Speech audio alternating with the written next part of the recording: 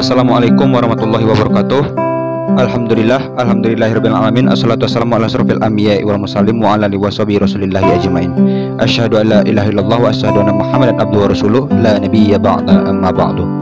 Puji syukur atas kehadirat Allah, salawat berikan salam buat Nabi besar Nabi Muhammad Rasulullah sallallahu alaihi wasallam yang berlafazkan Allahumma sholli ala sayyidina Muhammad wa ala ali sayyidina Muhammad.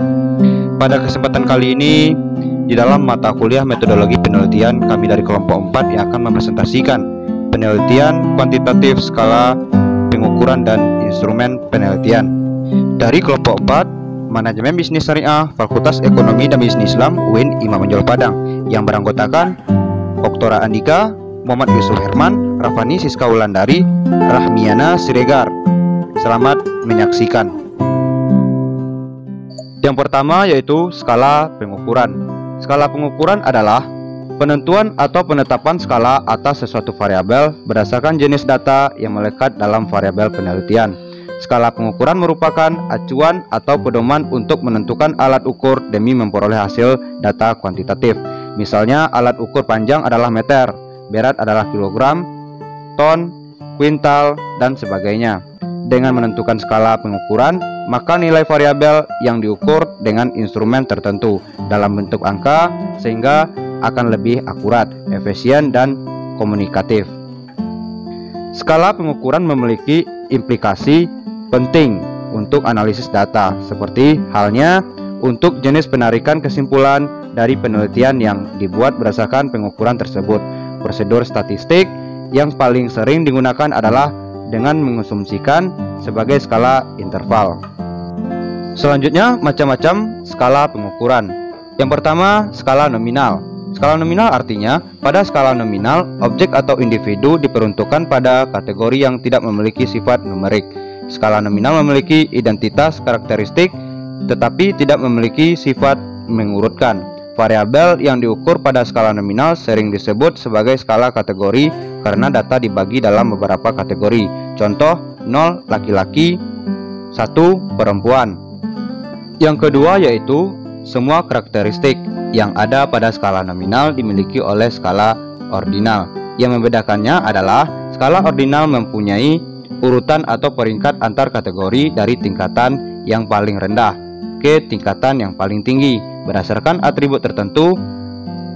Kaitan antara kategori dari tingkatan yang paling rendah ke tingkatan yang paling tinggi berdasarkan atribut tertentu. Contoh, 1 sangat suka, 2 tidak suka, 3 suka, 4 sangat suka. Selanjutnya, skala interval. Tingkatan skala ini berada antara skala ordinal dan nominal. Karakteristik yang ada dalam skala ordinal masuk dalam skala interval. Yang membedakannya, skala interval memiliki satuan skala atau satuan pengukuran yang standar dan jarak antar kategori dapat diketahui. Contoh IPK. Yang pertama 0,00 sampai 1,99. Yang kedua 2,00 sampai 2,99. Yang ketiga 3,00 sampai 4,00. 4. Skala rasio. Secara mendasar, skala rasio sama dengan skala interval. Yang membedakan hanyalah skala rasio mempunyai titik nol yang sesungguhnya.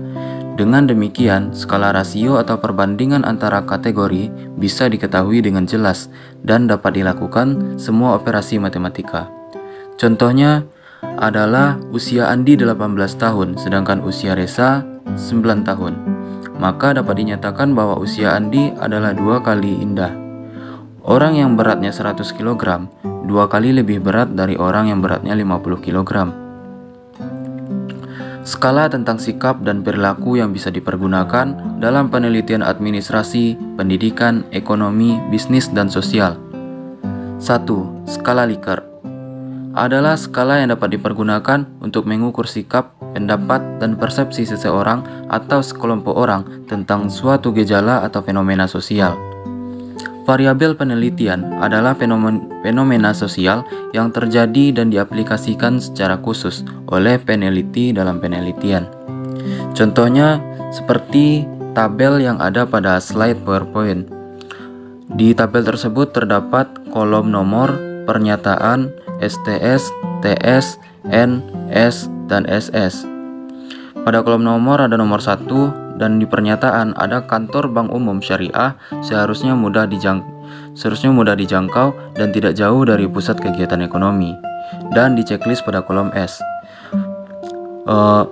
Untuk keterangan dari kolom tersebut, yang pertama ada SS yaitu sangat setuju diberi skor 5, dan ST sama dengan setuju diberi skor 4, N sama dengan netral diberi skor 3, dan TS sama dengan tidak setuju diberi skor 2, dan STS sangat tidak setuju diberi skor 1. Yang kedua yaitu skala Gatman. Tipe skala pengukuran ini adalah jawaban yang tegas, yaitu ya atau tidak, benar atau salah, bahkan pernah atau tidak pernah, positif atau negatifnya, dan sebagainya. Data ini bisa berupa data interval atau rasio dikotomi atau dua alternatif. Dalam skala Gatman, hanya ada dua skala interval, yaitu setuju atau tidak setuju. Hal ini berbeda dengan skala Likert. Contohnya, yang pertama yaitu status perkawinan. Nah, di dalam status perkawinan ini ada nantinya kawin dan tidak kawin. Kemudian, bagaimana pendapat Anda jika orang itu menjabat pimpinan di perusahaan? Setuju atau tidak setujunya? Kemudian yang ketiga yaitu skala semantik diferensial.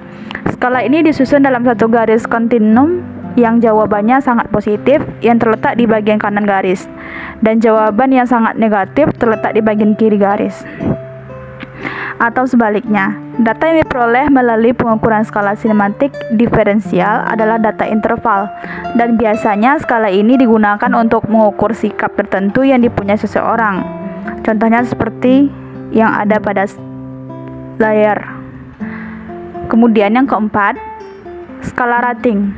Skala rating scale, responden tidak akan menjawab salah satu dari jawaban kualitatif yang telah disediakan, tetapi menjawab salah satu jawaban kuantitatif yang tersedia.